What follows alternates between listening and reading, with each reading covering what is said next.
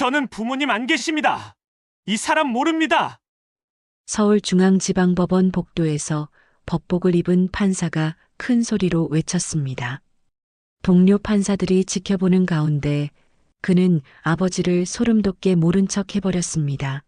노인은 진짜 얼처구니가 없었습니다. 거지는 법원에 못 들어옵니다. 경비 아저씨 뭐 하세요? 안 쫓아내고. 정의를 다루는 판사의 입에서 나온 잔인한 말.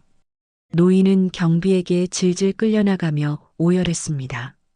하지만 동료들은 몰랐습니다. 저 거지 같은 노인이 5천억 원을 가진 재벌 회장이라는 사실을, 그리고 저 판사가 바로 그의 친아들이라는 사실을. 대체 왜 5천억 회장이 거지 행색으로 아들을 찾아갔을까요?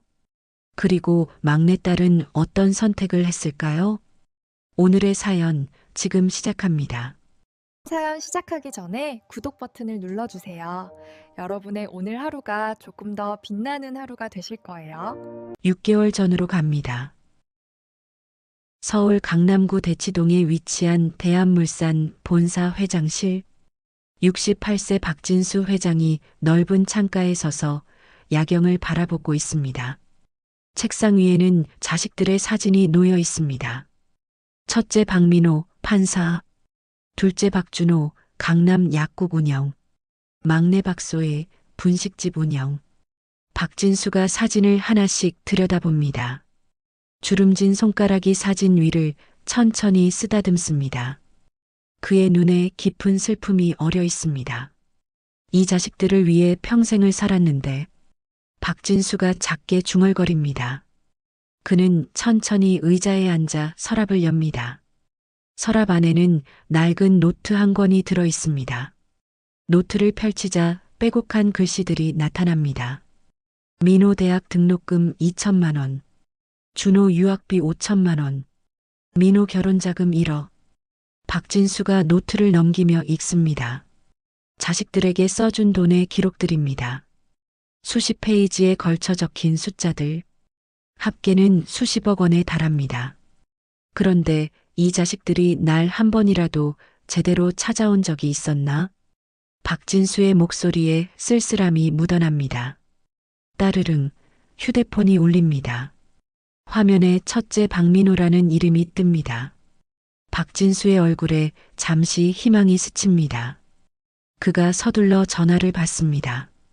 응, 민호야. 무슨 일이니? 아버지, 다음 주 재판 준비로 바빠서요. 그냥 궁금한 게 하나 있어서요. 혹시 제 명의로 된 강남 아파트, 그거 나중에 제가 처분해도 되는 거죠? 박진수의 손이 떨립니다. 민호야, 아버지가 요즘 몸이 안 좋아서. 아, 그래요? 그럼 병원 가보세요. 전 바빠서 끊을게요. 아파트 거는 나중에 다시 여쭤볼게요. 뚝. 전화가 끊깁니다. 박진수가 천천히 휴대폰을 내려놓습니다. 그의 눈가에 눈물이 맺힙니다. 몸이 안 좋다는데 한마디 위로도 없이 박진수가 책상에 고개를 묻습니다. 어깨가 작게 떨립니다.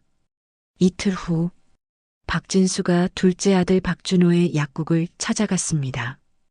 강남역 근처의 화려한 약국입니다. 유리문을 열고 들어서자 깔끔한 인테리어가 눈에 들어옵니다. 아버지, 무슨 일이세요? 흰 가운을 입은 박준호가 놀란 표정으로 다가옵니다. 하지만 그의 눈빛은 차갑습니다. 준호야, 아버지가 요즘 혼자 있으니까 너무 외롭고 쓸쓸해서 그러는데. 박준호가 시계를 흘끔 봅니다. 아버지, 지금 손님 상담 시간이에요. 그리고 집에서 편히 쉬시면 되잖아요. 뭐가 외롭다고 그러세요? 그때 안쪽에서 명품백을 든 여자가 나옵니다. 둘째 며느리 강미란입니다. 어머, 아버님? 오늘 무슨 날이에요? 미리 연락도 안 하시고. 미란의 목소리에 짜증이 묻어납니다. 아니, 그냥 얼굴이나 보려고. 박진수가 말끝을 흐립니다. 아버님, 저희 오늘 백화점 가기로 했어요. 다음에 연락하고 오세요. 강미란이 남편의 팔을 잡아당깁니다. 아, 그래. 아버지, 다음에 뵙죠. 손님들도 기다리고 있고요. 박준호가 아버지를 현관 쪽으로 안내합니다. 박진수가 돌아서서 약국 밖으로 나옵니다. 그의 뒷모습이 한없이 작아 보입니다. 저녁 시간, 박진수가 홀로 넓은 저택의 거실에 앉아 있습니다. 텅 빈 식탁에 혼자 차려진 밥상. 그가 젓가락을 들었다가 다시 내려놓습니다. 이렇게 외롭게 살려고 평생을 일한 게 아닌데. 그때 휴대폰이 울립니다. 막내딸 박소희입니다. 박진수의 얼굴에 생기가 돕니다.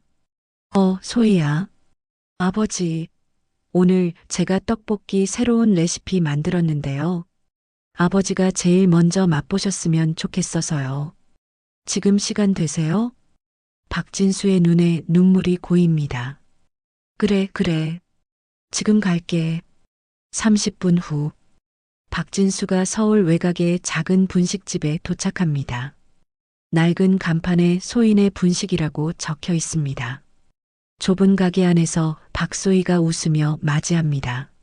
아버지, 어서 오세요. 자, 여기 앉으세요. 소희가 정성껏 만든 떡볶이를 내옵니다. 박진수가 한 입 먹습니다. 맛있는지 눈물이 주르륵 흘러내립니다. 아버지, 왜 우세요? 맛이 이상해요? 아니야. 너무 맛있어서 그래. 우리 딸 솜씨가 이렇게 좋았나? 박진수가 소희의 손을 꼭 잡습니다. 거칠고 트인 딸의 손. 새벽부터 밤늦게까지 일한 흔적이 역력합니다. 소희야, 넌 왜 이렇게 힘들게 사니? 아버지가 도와줄 텐데. 아버지, 전 괜찮아요. 제 손으로 벌어서 아들 키우는 게 좋아요. 그리고 아버지가 건강하신 게 제일 중요하죠. 소희가 환하게 웃습니다. 박진수의 가슴이 먹먹해집니다. 이 아이만이 진짜 내 자식이구나. 그날 밤, 박진수가 서재에 앉아 긴 고민에 빠져 있습니다. 책상 위에는 자식들의 사진이 놓여 있습니다. 그가 천천히 첫째와 둘째 사진을 뒤집어 놓습니다. 이 자식들이 나를 사랑하는 건지, 내 재산을 사랑하는 건지, 확실히 알아봐야겠어. 박진수가 휴대폰을 들고 전화를 겁니다. 여보세요, 태욱이야? 내일 사무실로 좀 와줄래? 중요한 일이 있어서 그래. 다음 날 오전, 대한물산 회장실에 변호사 김태욱이 들어섭니다. 55세의 김태욱은 박진수와 30년 지기 친구입니다. 회장님, 무슨 급한 일이십니까? 박진수가 창밖을 바라보다가 천천히 돌아섭니다. 태우가, 나 테스트를 하나 해보려고 해. 테스트요? 내 전 재산을 비밀 계좌로 옮겨줘. 그리고 나는 거지가 될 거야. 김태욱의 눈이 휘둥그레집니다. 회장님, 무슨 말씀을? 내 자식들이 나를 진짜 사랑하는지 아니면 내 돈을 사랑하는지 확인하고 싶어. 내가 가난해졌을 때 누가 날 진심으로 대하는지 보고 싶다고. 박진수의 목소리가 떨립니다. 민호와 준호. 저 자식들이 요즘 나한테 연락하는 건 재산 얘기뿐이야. 아버지 안부는 한마디도 없어. 그런데 소희만 날 진짜 아버지로 대해줘. 김태욱이 친구의 어깨에 손을 얹습니다. 회장님 마음 이해합니다. 하지만 이건 너무 위험한 계획 아닙니까? 위험하더라도 해야 해. 내가 죽기 전에 진실을 알고 싶어. 내 유산을 누구한테 줘야 할지 정확히 알고 싶단 말이야. 박진수의 눈빛이 단호합니다. 알겠습니다. 제가 도와드리죠. 김태욱이 고개를 끄덕입니다. 일주일 후, 박진수가 거울 앞에 섭니다. 평소 입던 고급 양복 대신 낡고 해진 옷을 입었습니다. 머리는 덥수룩하고 수염도 기릅니다.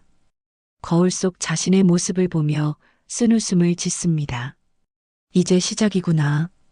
내 자식들의 진심을 볼 시간이야. 박진수가 현관문을 열고 나갑니다. 고급 세단은 차고에 그대로 두고 걸어서 나갑니다. 그의 손에는 낡은 가방 하나뿐입니다. 5천억 원의 재산을 가진 재벌 회장. 하지만 지금 그의 모습은 길거리의 노숙자와 다를 바 없습니다. 박진수가 버스 정류장으로 걸어갑니다.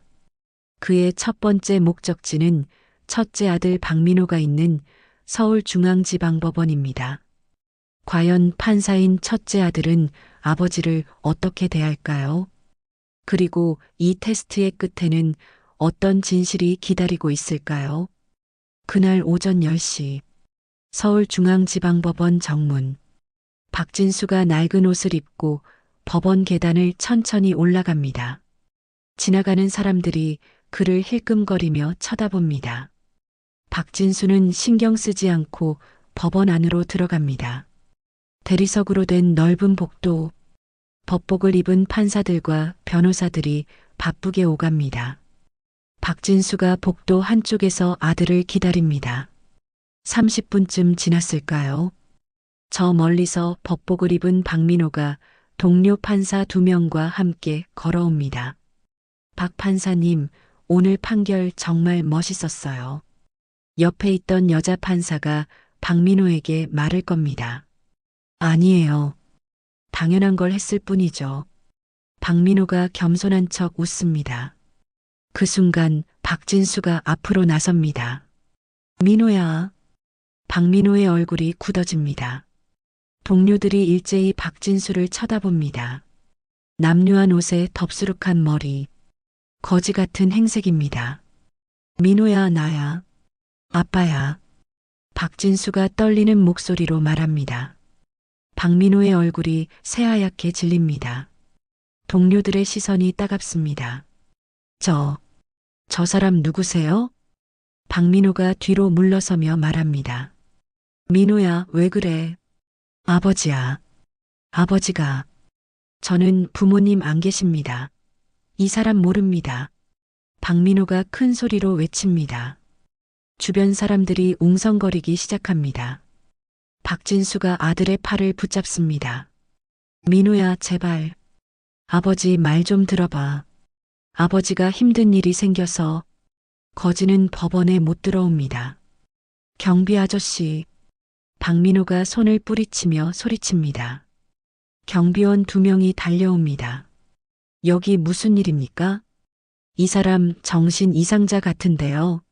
저한테 자꾸 이상한 소리하고. 박민호가 얼굴을 붉히며 말합니다. 민호야, 나야, 내 아버지라고. 박진수라고. 박진수가 소리치지만 경비원들이 그의 양팔을 붙잡습니다. 아저씨, 나가셔야겠습니다. 나요. 저 사람이 내 아들이에요. 내가 판사 만들어줬다고. 박진수가 발버둥을 치지만 경비원들은 그를 질질 끌고 갑니다. 박민호는 고개를 돌려버립니다. 동료 판사들이 박민호를 위로합니다. 박 판사님, 괜찮으세요? 요즘 정신 이상한 사람들이 많아서. 네, 괜찮습니다. 가끔 이런 일이 있더라고요. 박민호가 태연한 척 웃으며 말합니다. 하지만 그의 손은 미세하게 떨리고 있습니다. 법원 밖. 박진수가 계단에 주저앉습니다. 눈물이 주르륵 흘러내립니다. 지나가는 사람들이 그를 힐끔거리며 지나칩니다. 내가 저 자식을 서울대 보내고 판사 만들었는데. 박진수가 떨리는 손으로 얼굴을 감싸줍니다. 가슴이 터질 것 같습니다. 그는 한참을 그렇게 앉아 있다가 천천히 일어섭니다. 2번째 목적지로 향할 시간입니다. 오후 2시 강남역 근처 박준호의 약국. 화려한 유리문에 프리미엄 약국이라는 간판이 붙어 있습니다. 박진수가 숨을 크게 들이쉬고 문을 엽니다. 딸랑. 종소리가 울립니다. 약국 안에는 손님 3명이 기다리고 있습니다. 흰 가운을 입은 박준호가 손님에게 약을 건네고 있습니다. 이 약은 하루 3번 식후에 드시면 됩니다. 그때 박준호가 고개를 돌립니다. 그의 시선이 입구에 선 박진수와 마주칩니다. 박준호의 얼굴이 굳어집니다. 준호야. 박진수가 조심스럽게 다가갑니다. 손님들이 일제히 박진수를 쳐다봅니다. 남루한 옷에서 좋지 않은 냄새가 납니다. 저기요, 여긴 약국인데요? 박준호가 차가운 목소리로 말합니다. 준호야, 나야. 아버지야. 민호한테 갔다가 구걸하시려면 밖에서 하세요. 여기 손님들 계시잖아요. 박준호가 손님들을 의식하며 작게 말합니다. 하지만 손님들은 다 듣고 있습니다. 그때 안쪽에서 명품백을 든 강미란이 나옵니다. 그녀가 박진수를 보자마자 얼굴을 찡그립니다. 어머 여보, 이게 뭐야? 미란이 코를 막으며 말합니다. 준호야, 제발. 아버지 말 좀 들어봐. 회사가 어려워져서. 회사가 어려우면 은행 가세요. 여긴 약국이에요. 박준호의 목소리가 높아집니다. 손님들이 수군거리기 시작합니다. 저 사람 뭐야? 거지 같은데. 강미란이 박준호의 팔을 잡아당깁니다. 여보, 빨리 내보내. 손님들 다 불편해하잖아. 준호야, 제발. 박진수가 아들에게 다가가려 하자 강미란이 가로막습니다. 아저씨, 나가세요. 냄새나요. 손님들 장사 방해하지 마시고. 미란이 큰 소리로 외칩니다. 손님 한 명이 불편한 표정으로 약국을 나갑니다. 아저씨, 제발 좀 나가주세요. 손님들 다 나가잖아요. 박준호가 박진수를 밀어냅니다. 박진수가 비틀거리며 뒤로 물러납니다. 알았어, 알았어. 나갈게. 박진수가 고개를 떨구고 약국 밖으로 나갑니다. 문이 닫히고 박진수는 유리문 너머로 아들을 바라봅니다. 박준호는 손님들에게 사과하느라 정신이 없습니다. 죄송합니다. 요즘 이상한 사람들이 자주 와서요. 박진수가 천천히 돌아섭니다. 그의 어깨가 축 처집니다. 길거리. 박진수가 비틀거리며 걷습니다. 머릿속이 하얗습니다. 두 아들 모두 자신을 모른 척 하는데 얼처구니가 없었습니다. 그것도 사람들 앞에서 거지 취급하며 쫓아냈습니다. 그는 공원 벤치에 앉아 하늘을 올려다봅니다. 구름이 천천히 흘러갑니다. 내가 이러려고 평생을 일했나? 그때 주머니에서 휴대폰이 울립니다. 화면에 박소희라는 이름이 뜹니다. 박진수가 눈물을 닦고 전화를 받습니다. 소희야. 아버지, 오늘 저녁 드셨어요? 제가 김치찌개 끓였는데 같이 드실래요? 박진수의 눈에서 또다시 눈물이 흘러내립니다. 그래. 지금 갈게. 1시간 후. 박진수가 소희의 분식집에 도착합니다. 좁은 가게 안에서 소희가 환하게 웃으며 맞이합니다. 어머, 아버지. 무슨 일 있으세요? 얼굴이 왜 그래요? 소희가 걱정스러운 표정으로 아버지를 바라봅니다. 아니야. 괜찮아. 박진수가 억지로 웃으며 말합니다. 아버지, 앉으세요. 제가 따뜻한 국 드릴게요. 소희가 정성껏 끓인 김치찌개를 내옵니다. 따뜻한 김이 모락모락 올라옵니다. 박진수가 한술 뜨는데 눈물이 뚝뚝 떨어집니다. 아버지, 왜 우세요? 무슨 일 있어요? 소희가 아버지의 손을 꼭 잡습니다. 소희야, 사실은 말이야. 박진수가 입을 때려다가 멈춥니다. 아직 말할 때가 아닙니다. 아버지가 요즘 외로워서 그래. 넌 참 착하구나. 소희가 아버지의 등을 토닥입니다. 아버지, 우리 같이 살까요? 여긴 좁지만 아버지 주무실 방은 있어요. 박진수가 고개를 들어 딸을 바라봅니다. 진심 어린 눈빛입니다. 그래도 되겠니? 당연하죠. 아버지랑 같이 살면 저도 좋죠. 소희가 환하게 웃습니다. 그날 밤 박진수가 변호사 김태욱에게 전화를 겁니다. 태욱아, 오늘 테스트를 시작했어. 김태욱이 걱정스러운 목소리로 묻습니다. 어떠셨습니까? 민호는 법원에서 날 부모 없는 사람이라고 했어. 동료들 앞에서. 준호는 약국에서 날 거지 취급하며 쫓아냈고. 박진수의 목소리가 떨립니다. 회장님, 괜찮아. 이제 확실히 알았어. 저 자식들이 나한테서 원하는 게 뭔지. 그런데 소희는 진짜 내 딸이야. 이 아이만 날 진심으로 대해줘. 박진수가 창밖을 바라보며 말합니다. 앞으로 제 계획대로 진행하시겠습니까? 그래. 6개월 동안 소희네 집에서 지내볼 거야. 그동안 민호와 준호가 어떻게 하는지 지켜볼 거고, 그리고 6개월 후에 진실을 밝힐 거야. 박진수의 눈빛이 단호해집니다. 그날부터 박진수는 소희의 집에서 살기 시작했습니다. 좁은 원룸에서 딸과 어린 손자와 함께. 하지만 박진수는 행복했습니다. 적어도 이곳에서는 진짜 아버지로 대접받았으니까요.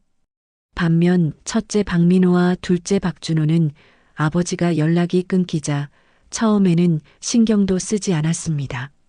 재산만 있으면 된다고 생각했으니까요. 하지만 그들은 몰랐습니다. 6개월 후 그들의 인생이 완전히 뒤바뀔 거라는 사실을. 한 달이 흘렀습니다. 소희의 좁은 원룸. 박진수가 작은 방 한쪽에서 잠을 청합니다. 새벽 4시. 부스럭거리는 소리에 눈을 뜹니다. 소희가 조용히 일어나 부엌으로 갑니다. 박진수가 살짝 문을 열고 밖을 내다봅니다. 소희가 냉장고에서 재료를 꺼내 김밥을 말고 있습니다.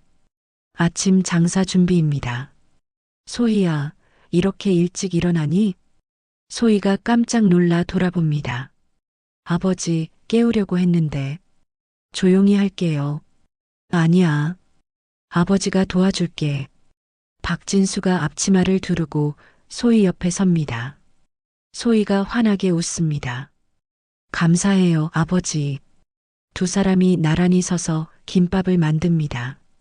박진수의 서툰 손놀림을 소희가 다정하게 고쳐줍니다. 평생 회장으로 살았던 박진수에게 낯선 경험입니다. 하지만 마음은 따뜻합니다. 오전 6시. 소희가 손수레에 김밥과 떡볶이를 싣고 집을 나섭니다. 학교 앞에서 장사를 하기 위해서입니다. 박진수도 함께 따라 나섭니다. 아버지, 괜찮으세요? 많이 무겁죠?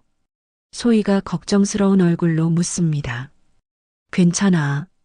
이 정도는 문제 없어. 박진수가 손수레를 밀며 웃습니다. 거친 아스팔트 위로 손수레 바퀴가 덜컹거립니다. 학교 앞. 소희가 천막을 펴고 장사 준비를 합니다. 아침 일찍 등교하는 학생들이 하나둘 모여듭니다. 이모, 김밥 하나요. 떡볶이 포장이요. 소희가 바쁘게 손을 놀립니다. 박진수는 옆에서 그릇을 닦고 준비를 돕습니다.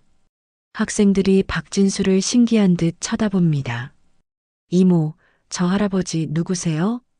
우리 아버지세요. 학생들이 수군거립니다. 박진수는 신경 쓰지 않고 묵묵히 일을 합니다. 오전 9시. 학생들이 다 들어가고 한산해집니다. 소희가 손수레를 정리하며 한숨을 쉽니다. 오늘은 좀 덜 팔렸네.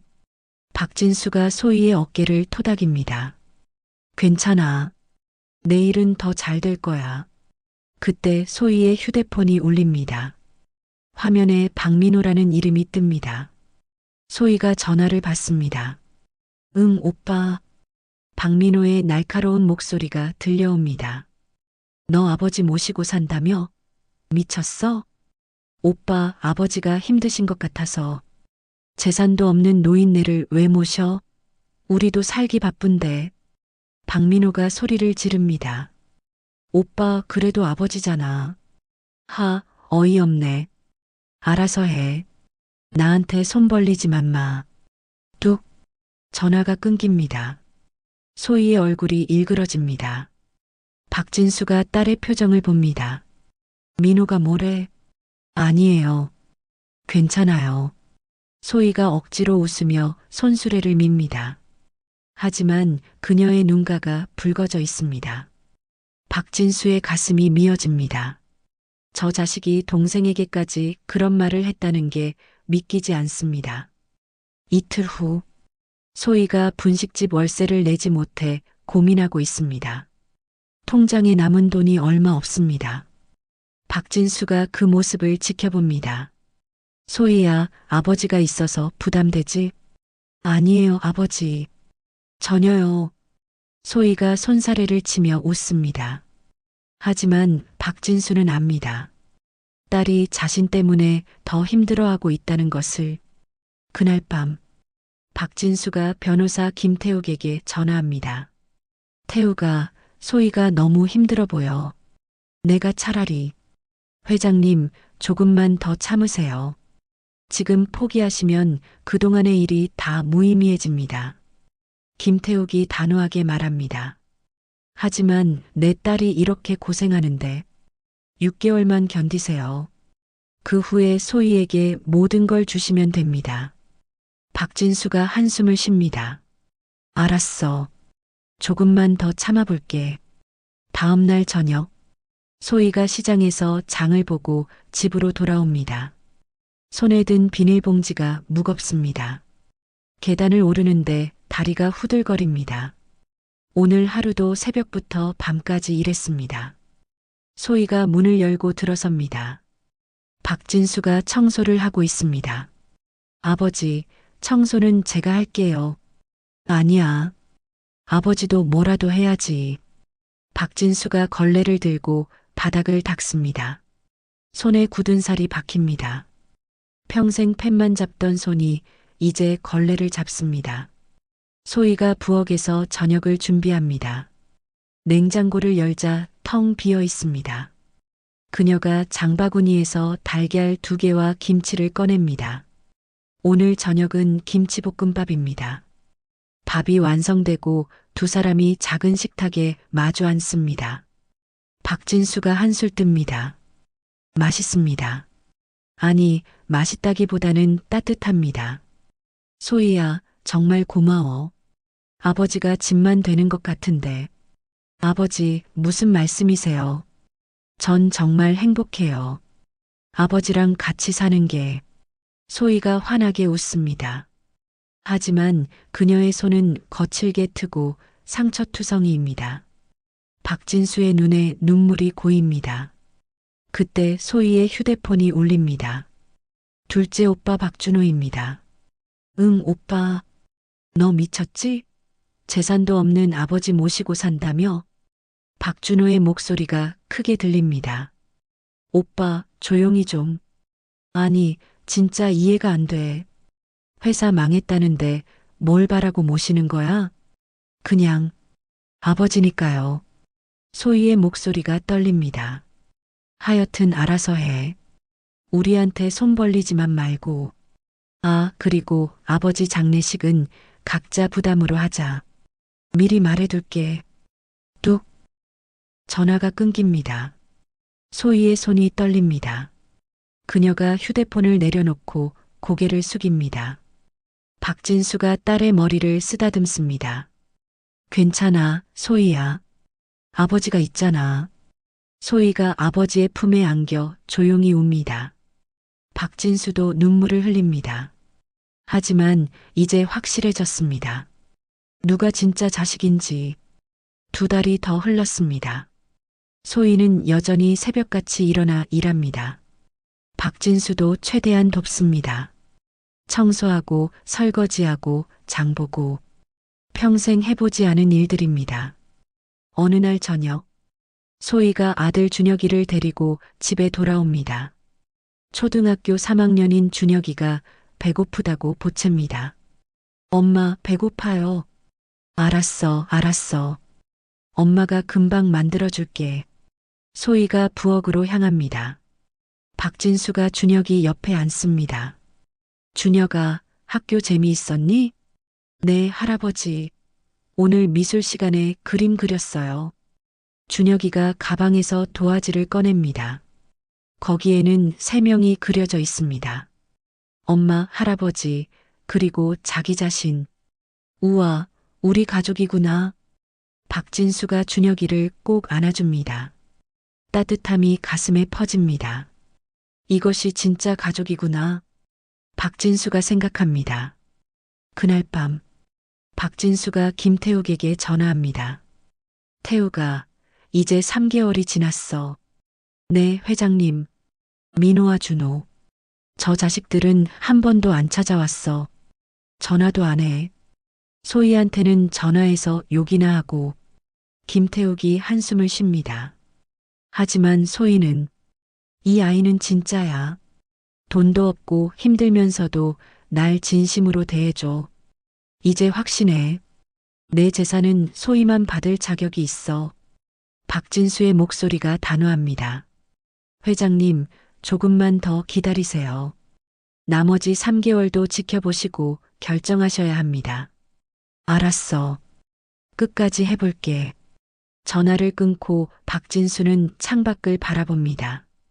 달이 밝게 떠 있습니다. 그리고 6개월 후 유언장이 공개되는 순간 민호와 준호는 어떤 표정을 지을까요? 박진수의 입가에 쓴웃음이 번집니다. 4개월째 소희의 분식집에 단골 손님이 하나둘 늘어나기 시작했습니다. 박진수가 장사를 도우면서 손님 응대를 친절하게 하자 소문이 났기 때문입니다. 어머니, 오늘도 떡볶이 맛있네요. 한 중년 여성이 웃으며 말합니다. 감사합니다. 또 오세요. 소희가 환하게 웃으며 인사합니다. 박진수도 옆에서 함께 웃습니다.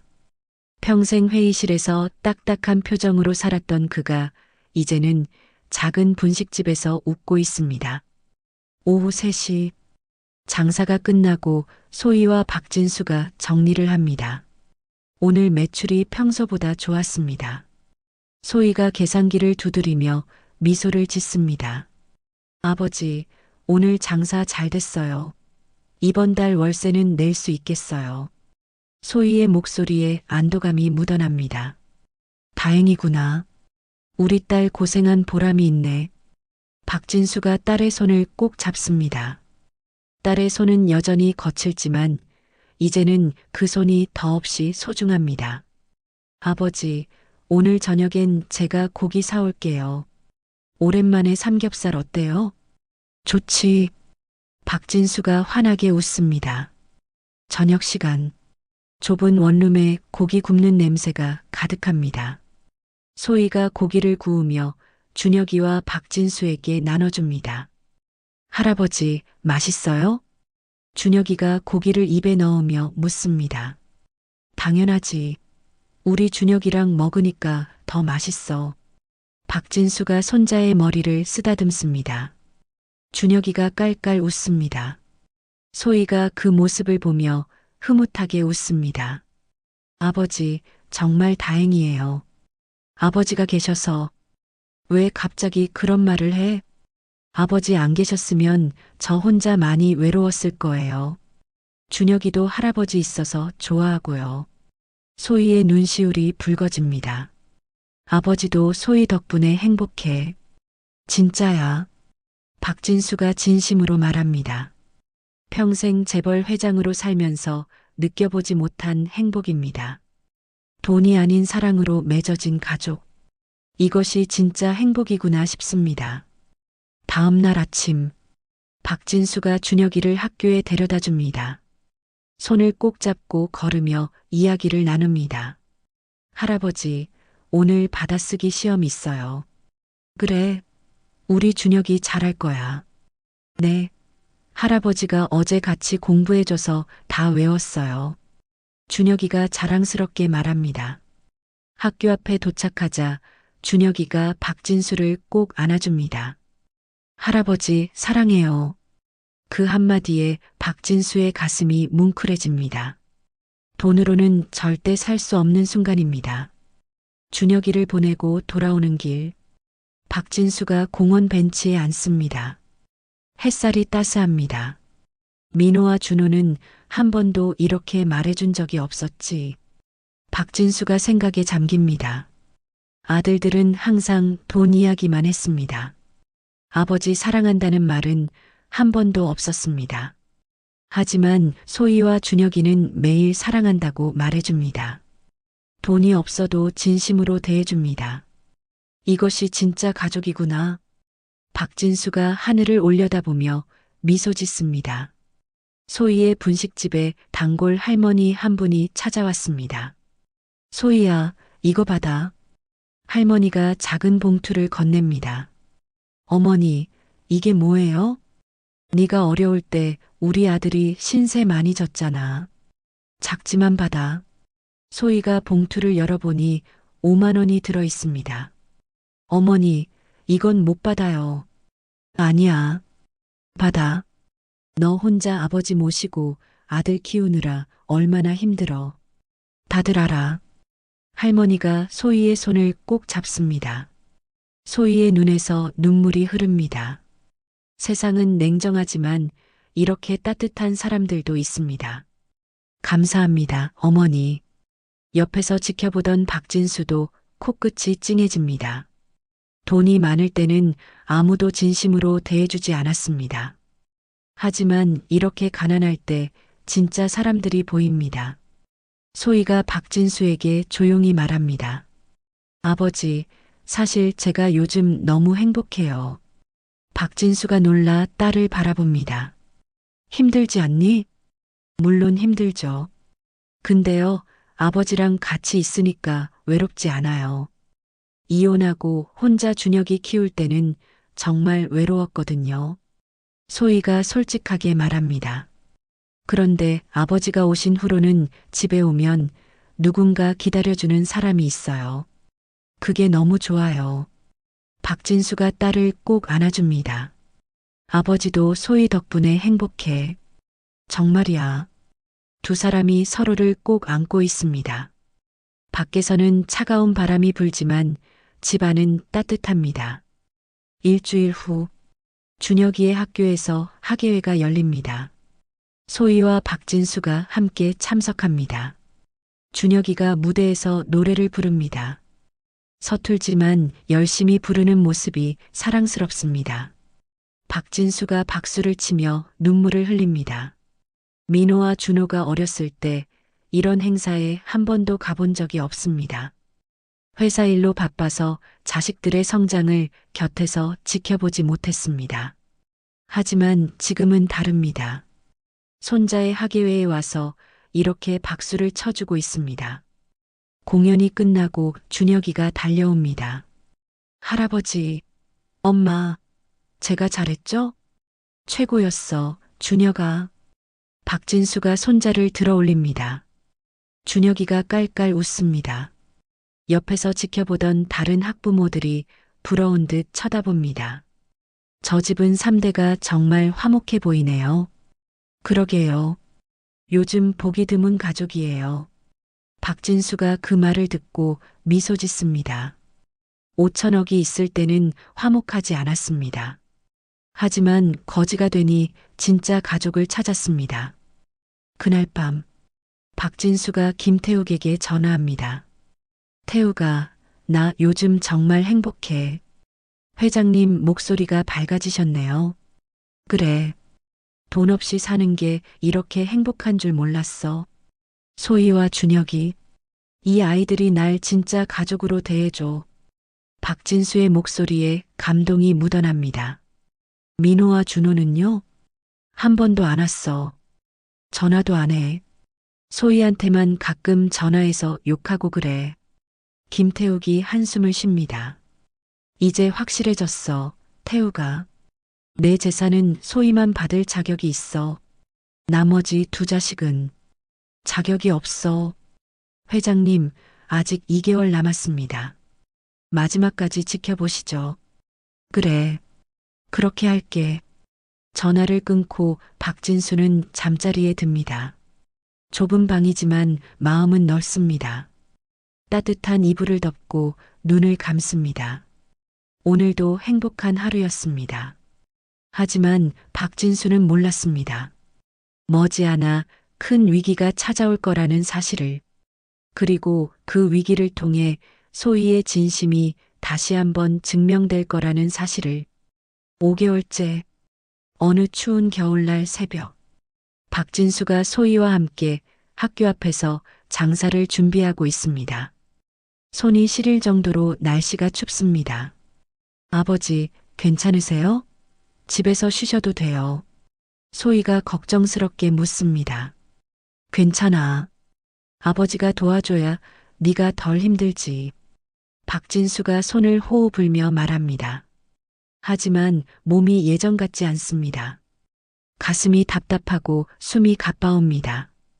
박진수가 잠깐 주저앉습니다. 아버지, 괜찮으세요?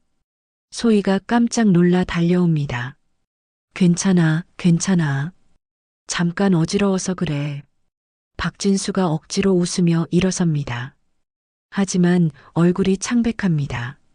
아버지, 오늘은 집에 가서 쉬세요. 제가 혼자 할게요. 아니야. 괜찮아. 박진수가 고집을 부립니다. 소희가 어쩔 수 없이 아버지를 옆에 앉게 하고 혼자 장사를 시작합니다. 오전 10시. 장사를 마치고 집으로 돌아왔습니다. 박진수가 방에 들어가 누웠습니다. 온몸이 무겁고 가슴 통증이 계속됩니다. 하지만 소희에게 걱정 끼치기 싫어 참습니다. 오후 3시, 박진수가 화장실에 가려고 일어서는 순간 갑자기 눈앞이 캄캄해집니다. 쿵! 박진수가 바닥에 쓰러집니다. 아버지! 소희가 비명을 지르며 달려옵니다. 박진수가 바닥에 쓰러져 의식을 잃고 있습니다. 아버지! 정신 차리세요. 아버지! 소희가 울면서 119에 전화를 겁니다. 여보세요. 우리 아버지가 쓰러졌어요. 빨리 와주세요. 30분 후. 병원 응급실. 소희가 밖에서 초조하게 기다립니다. 손을 비비며 안절부절 못합니다. 제발, 제발 괜찮으시길. 소희가 기도하듯 중얼거립니다. 1시간 후. 의사가 밖으로 나옵니다. 소희가 벌떡 일어납니다. 의사 선생님, 우리 아버지 괜찮으세요? 협심증입니다. 심장에 무리가 온 거예요. 과로와 스트레스가 원인인 것 같습니다. 의사가 진지한 표정으로 말합니다. 그럼 어떻게 해야 하나요? 입원 치료가 필요합니다. 그리고 정밀 검사도 해봐야 해요. 비용은? 소희의 얼굴이 창백해집니다. 입원비와 치료비, 생각만 해도 머리가 아픕니다. 얼마나 들까요? 일단 일주일 입원에 검사비 포함해서 200만 원 정도 예상됩니다. 소희가 비틀거립니다. 지금 통장에 남은 돈은 50만 원도 안 됩니다. 제가 돈을 구해올게요. 아버지 입원시켜주세요. 소희가 떨리는 목소리로 말합니다. 박진수가 침대에 누워 있습니다. 링거를 맞고 있습니다. 소희가 침대 옆에 앉아 아버지의 손을 잡습니다. 아버지, 제가 제대로 못 챙겨드려서 이렇게 되셨어요. 소희의 눈에서 눈물이 뚝뚝 떨어집니다. 소희야, 미안해. 박진수가 힘없이 말합니다. 아버지, 말씀하지 마세요. 푹 쉬세요. 소희가 아버지의 손을 꼭 잡습니다. 그날 저녁, 소희가 병원 밖으로 나와 전화를 겁니다. 첫째 오빠 박민호입니다. 여보세요, 오빠? 뭔데? 바쁜데.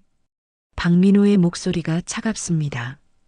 오빠, 아버지가 쓰러지셨어. 지금 병원에 입원하셨는데. 그래서 나한테 왜 전화해? 박민호가 짜증 섞인 목소리로 말합니다. 입원비가 필요해서. 오빠, 좀 도와줄 수 있어? 웃기네. 아버지 모시겠다고 네가 데려간 거잖아. 네가 알아서 해. 오빠, 제발. 나도 바빠. 재판 준비해야 해. 끊는다. 뚝. 전화가 끊깁니다. 소희가 주저앉습니다. 이어서 둘째 오빠 박준호에게 전화합니다. 오빠, 나 소희야. 아버지가. 알아. 민호한테 들었어. 근데 나도 돈 없어. 약국 운영하는 것도 빠듯해. 박준호가 냉정하게 말합니다. 오빠, 제발 좀 도와줘. 입원비가. 야, 솔직히 말할게. 재산도 없는 아버지 왜 치료해? 그냥 자연스럽게 가시게 두는 게 낫지 않아? 소희가 숨이 멎는 것 같습니다. 뭐라고? 우리도 각자 살기 바쁘다고. 알아서 해. 난 모를 거야. 뚝. 전화가 끊깁니다. 소희가 바닥에 주저앉아 오열합니다. 어떻게 저럴 수가 있어. 밤 10시. 소희가 이곳저곳 전화를 돌립니다. 친구들에게, 지인들에게 10만 원, 20만 원씩 빌립니다. 머리를 조아리며 사정합니다. 제발 좀 도와주세요. 제가 곧 갚을게요. 다음 날 아침, 소희가 빌린 돈을 모두 모았습니다. 겨우 150만 원입니다. 아직 50만 원이 부족합니다. 소희가 은행에 갑니다. 대출을 받으려고 합니다. 하지만 신용이 좋지 않아 거절당합니다. 죄송합니다. 대출이 어렵습니다. 소희가 은행 밖으로 나와 주저앉습니다. 막막합니다. 그때 휴대폰이 울립니다. 모르는 번호입니다. 소희가 전화를 받습니다. 여보세요? 박소혜 씨 맞으십니까? 저는 김태욱 변호사입니다. 소희가 눈을 크게 뜹니다. 네, 변호사님이요? 박진수 회장님의 변호사입니다. 회장님께서 입원하셨다는 소식을 들었습니다. 소희가 어리둥절합니다. 회장님이요? 제 아버지 말씀이신가요? 네. 제가 지금 병원으로 가겠습니다. 잠시 후에 뵙겠습니다. 전화가 끊깁니다. 소희가 고개를 갸웃거립니다. 회장님이라니. 무슨 말이지? 1시간 후 병원 복도에 정장을 입은 김태욱이 나타납니다. 그의 뒤로 비서 한 명이 따라옵니다. 박소혜 씨 맞으십니까? 네, 맞는데요. 저는 김태욱 변호사입니다. 박진수 회장님의 법률 고문입니다. 회장님이요? 제 아버지가 회장이라니. 무슨 말씀이신지. 김태욱이 소희를 조용한 곳으로 데리고 갑니다.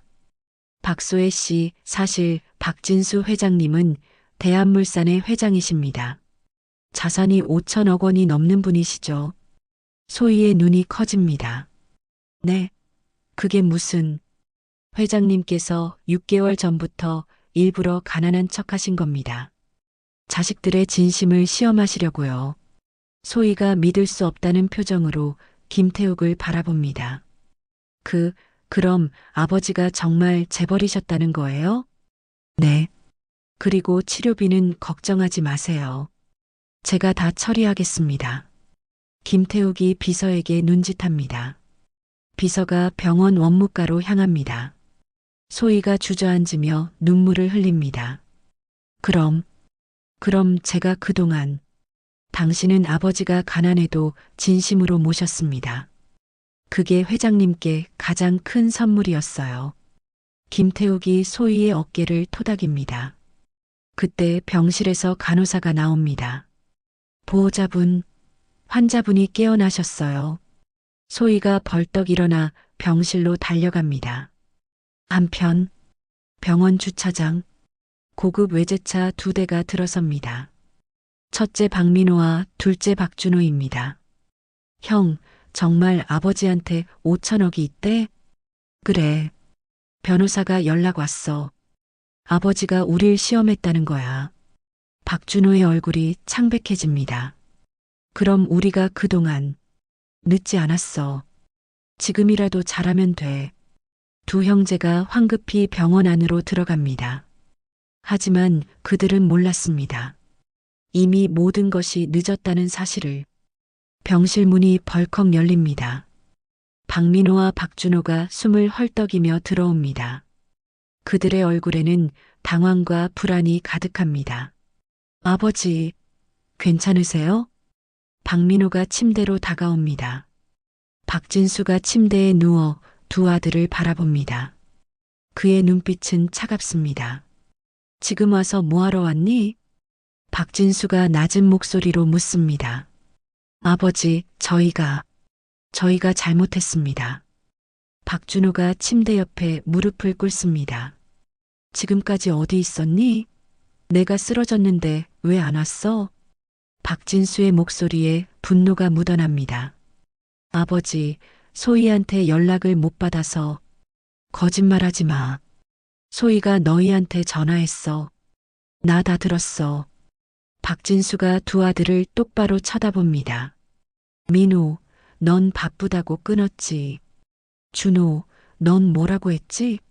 재산도 없는 아버지 왜 치료하냐고 했지? 두 아들의 얼굴이 새하얗게 질립니다. 아버지, 그건 그만해.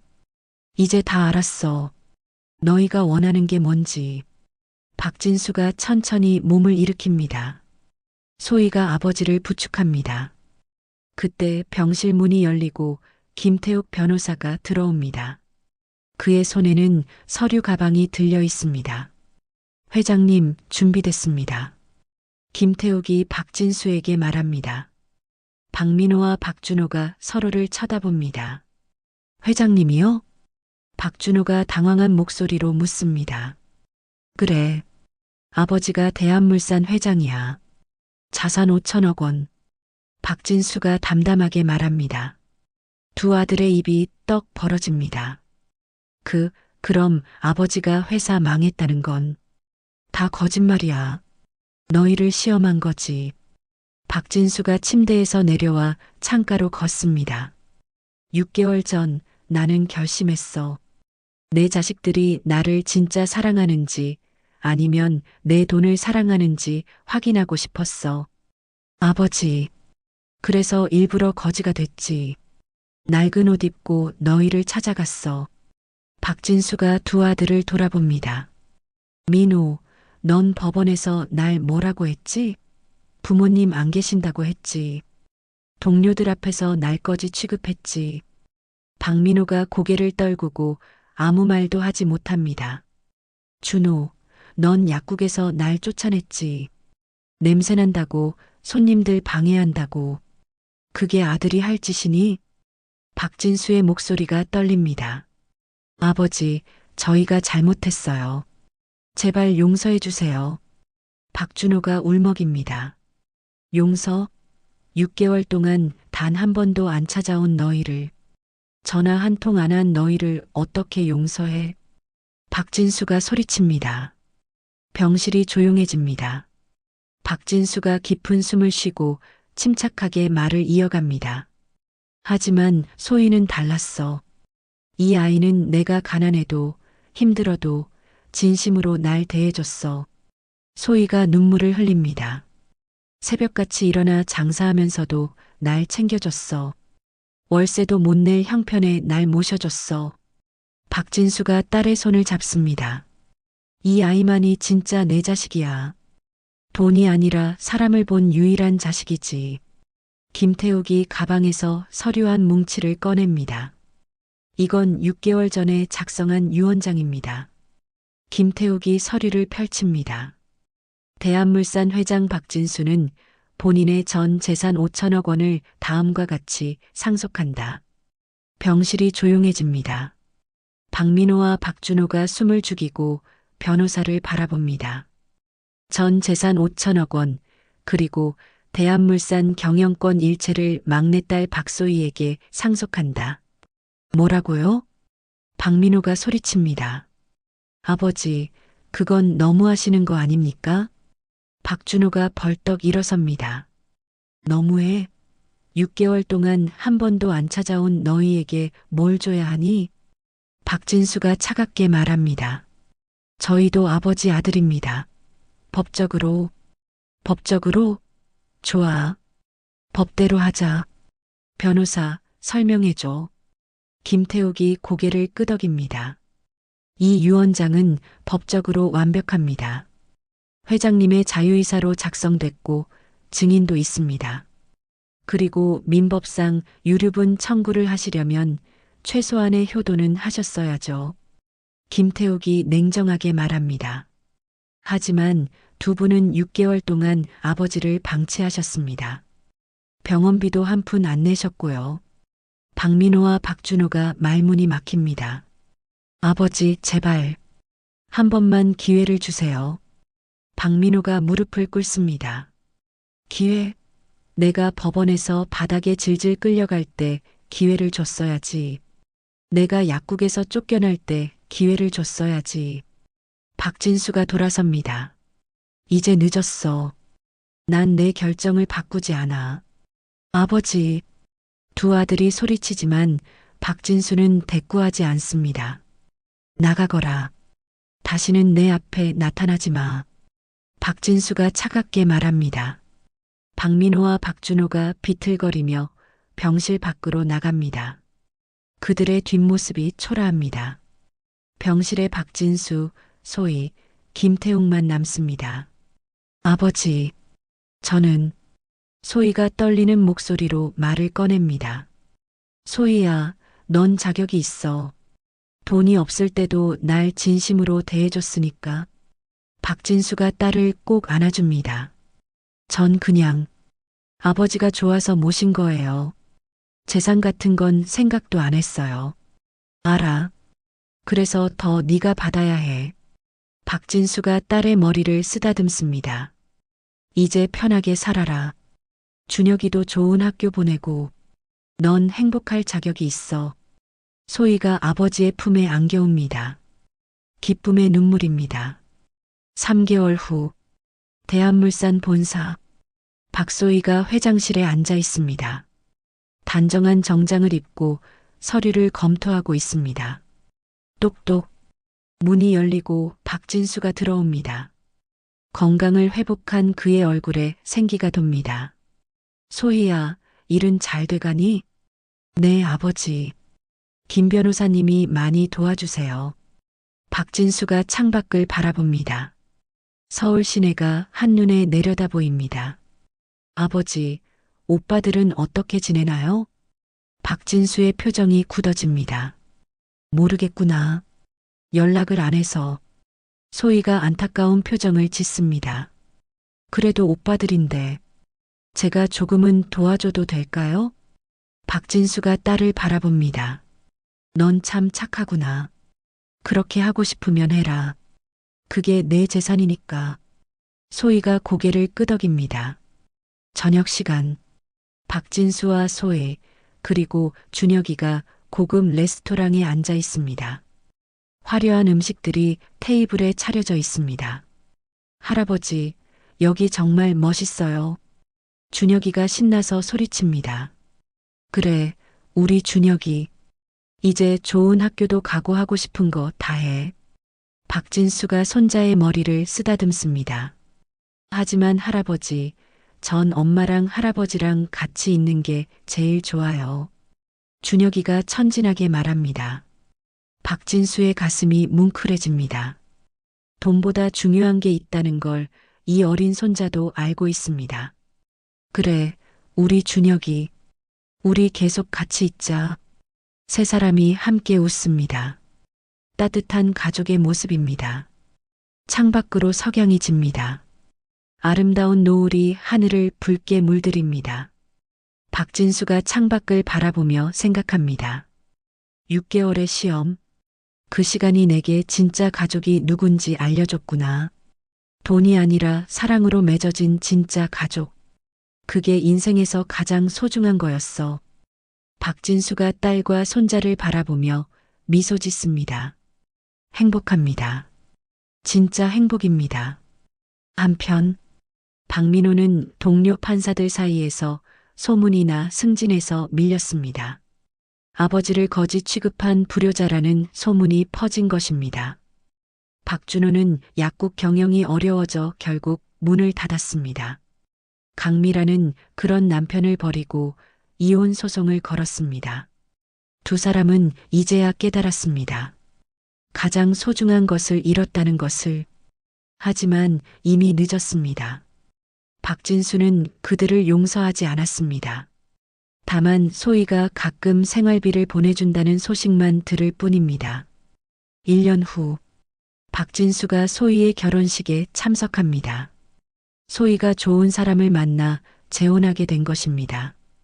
박진수가 딸의 손을 잡고 버질로드를 걷습니다. 눈물이 주르륵 흘러내립니다. 소희야, 행복해라. 네, 아버지. 아버지 덕분에 이렇게 행복해졌어요. 두 사람이 서로를 꼭 안습니다. 하객석 뒤편, 박민호와 박준호가 조용히 서 있습니다. 초대받지 못했지만 멀리서라도 동생의 행복을 보고 싶어 온 것입니다. 그들의 눈에도 눈물이 고입니다. 후회의 눈물입니다. 결혼식이 끝나고 박진수가 밖으로 나옵니다. 저 멀리 두 아들이 서 있는 것이 보입니다. 박진수가 잠시 멈춥니다. 그리고 천천히 고개를 돌립니다. 용서는 아직입니다. 하지만 언젠가는. 박진수가 소희와 함께 차에 오릅니다. 새로운 시작입니다. 진짜 가족과 함께하는 행복한 시작입니다. 5천억을 숨기고 거지가 된 아버지. 그는 자식들의 진심을 시험했습니다. 그리고 진짜 자식이 누구인지 알게 됐습니다. 돈이 있을 때 웃던 자식들. 돈이 없을 때 등을 돌린 자식들. 하지만 돈이 없어도 진심으로 대한 딸. 세상에서 가장 소중한 것은 돈이 아니라 사랑이었습니다. 그리고 진짜 가족은 어려울 때 함께하는 사람이었습니다. 박진수는 이제 압니다. 인생에서 가장 중요한 것이 무엇인지. 오늘 이야기 끝까지 함께 해주셔서 진심으로 감사합니다. 혹시 여기까지 들어주신 분이 계시다면 잘 들었어요 라고 댓글 한 번만 남겨주세요. 다음에는 더 감동적인 이야기로 인사드리겠습니다. 건강하세요.